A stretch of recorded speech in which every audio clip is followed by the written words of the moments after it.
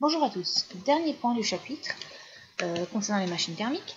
Ce dernier point n'est absolument pas votre programme, mais en discutant avec les collègues, en particulier les collègues de deuxième année, on s'est aperçu avec M. Besson que cette notion de diagramme de Ravo pouvait, pour certains d'entre vous, je dis bien pour certains d'entre vous, donc si vous sentez que vous n'êtes pas du tout à l'aise avec cette notion, vous la laissez, comme dirait M. Maltais, vous la placez sous le tapis.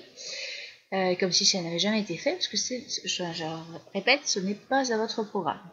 Alors, diagramme de Ravo, en fait, c'est un diagramme qui va représenter la chaleur reçue de la part de la source chaude en fonction de la chaleur reçue de la source froide par le système. Donc, hop, si je représente, hop, voilà, ça ne va pas dans cette couleur que je voulais le faire.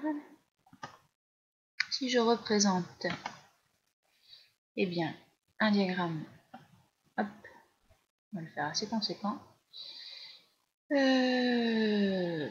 Comme ceci, et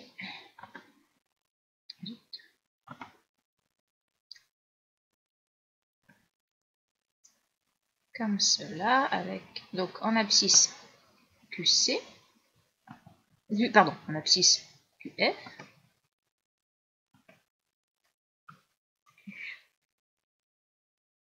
je vais écrire comme ça, en ordonnée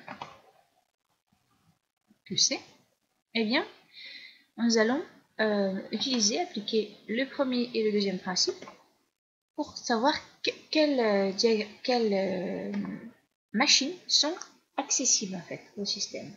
Alors, maintenant, donc j'applique, je vais appliquer tout d'abord, le premier principe appliqué au système, donc une machine cyclique. Premier principe appliqué au système sur un cycle.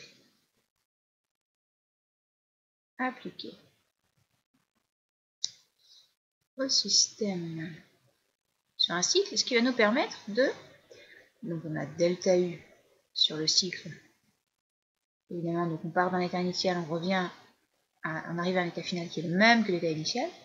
Donc là, nous donne 0, la variation d'énergie interne, qui est égale à W cycle, plus la chaleur reçue de la source chaude. Donc on imagine toujours, évidemment, vous avez remarqué, des machines thermiques d'iterme, plus la chaleur reçue de la source froide.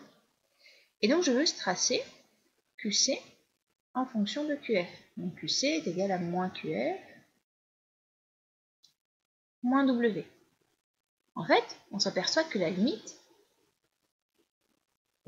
entre récepteurs et les récepteurs et les moteurs va s'effectuer pour pour W égale à 0. Parce que les récepteurs sont des systèmes pour lesquels W est reçu par le système, il reçoit effectivement du travail pour fonctionner, tandis que les moteurs cèdent de l'énergie vers l'extérieur. Donc limite, W égale à 0. Je vais donc tracer la courbe. Pour faire la limite, je vais tracer la fonction QC égale moins QF, et je vais pouvoir trancher, je repars sur la page précédente, je vais tracer la limite en bleu. QC égale moins QF, donc on va essayer de faire quelque chose d'assez correct. QC égale moins QF. Alors, donc QC égale moins QF, c'est ce que j'ai représenté là. Lorsque le système, je reviens ici à l'expression que j'ai obtenue ici. Alors, je vais l'encadrer même carrément pour que vous voyez, c'est ça de cette expression que l'on part. C'est l'expression qui est importante. Alors, on a deux possibilités maintenant. Donc, soit on a un récepteur, soit on a un moteur. Si on a un récepteur, W supérieur à 0, ça veut dire donc que QC est supérieur à moins QF. Donc, on va se retrouver au-dessus de la courbe ici pour les récepteurs. Je vais écrire en bleu. Hop. Donc, dans cette zone-là, ici, on va avoir tout ce qui concerne les récepteurs. N'importe quoi. Je dis hop, voilà. C'est tout le contraire. Justement, je reprends. Que je ne fasse pas de bêtises quand même. Je reprends le colis ici. On a dit le système reçoit W supérieur à 0, mais ici vous avez un signe moins, donc ça inverse le commentaire bien sûr. Si W supérieur à 0, ceci est négatif, et donc on a QC qui est inférieur à moins QF, donc qui se trouve sous la courbe ici, au niveau des récepteurs. Donc vous avez les récepteurs dans cette zone-là, dans toute cette zone, et les moteurs ici. Donc les moteurs c'est W inférieur à 0, ça veut dire, je l'ai écrit, hein, QC est donc supérieur à moins QF moins W.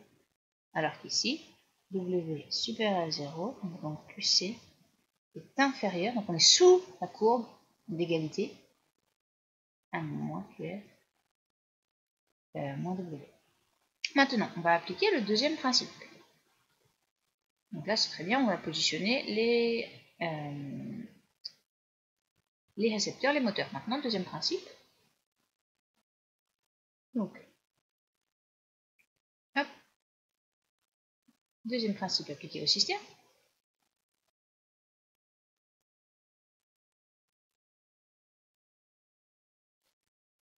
Appliqué au système. Alors, donc on a toujours sur un cycle, bien sûr, toujours une machine thermique cyclique. Donc on a delta S sur le cycle,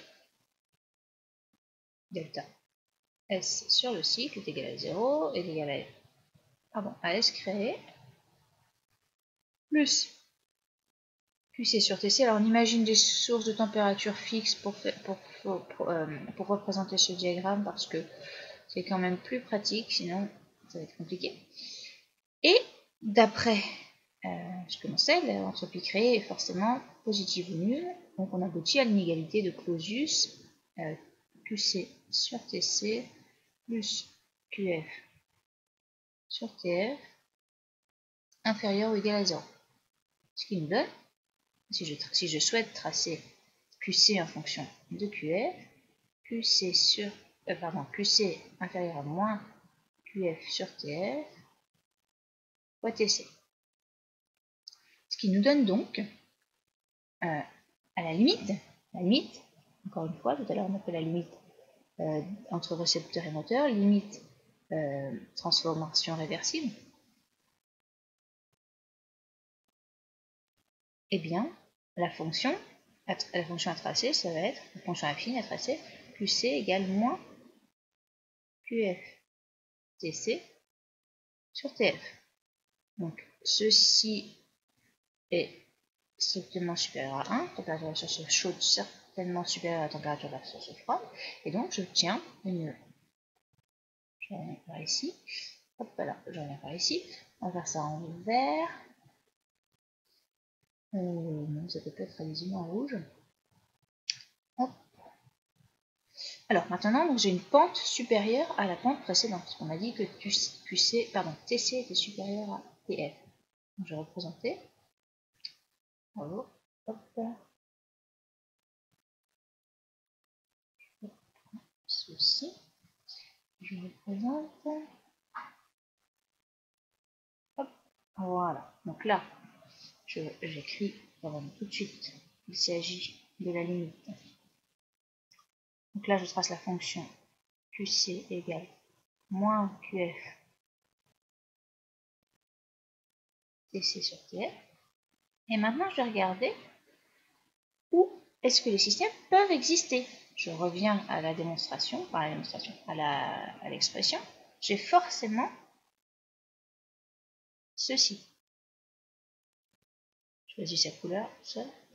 J'ai forcément ceci. Donc QC qui doit être inférieur à moins QF TC sur TF. Inférieur, forcément, ou égal. Donc si je reviens ici, ça veut dire que je dois me situer forcément sous la courbe. Alors, donc, je l'écris vraiment. Hop. Obligation de se situer sous la courbe, sous la fonction. Donc, la seule possibilité que l'on ait, c'est ici, d'avoir cette zone elle est seulement accessible. Alors, je vais faire des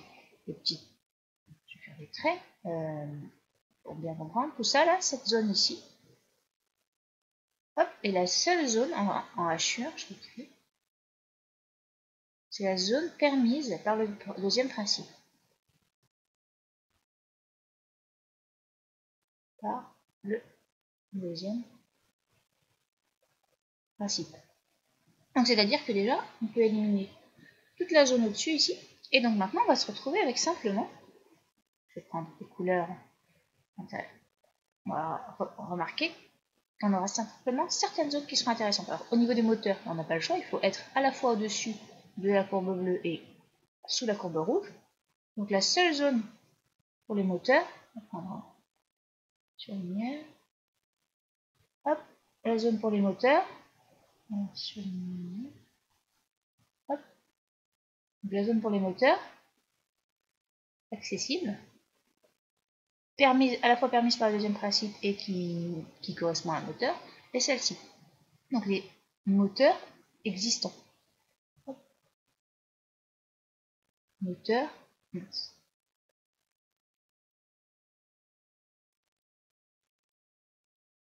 permis. Là, on aurait des moteurs, mais ils ne sont pas permis par le... Bon, je vais écrire ce que c'est vraiment pas mal. Bien écrit. Hop. On aurait des moteurs, mais ils ne seraient absolument pas permis par le deuxième principe. Au niveau des récepteurs, on a, la zone est beaucoup plus large, on a toute la zone qui se situe ici. Alors, maintenant on va regarder, est-ce que ça nous intéresse quand même? Est-ce que d'avoir QC positif et QF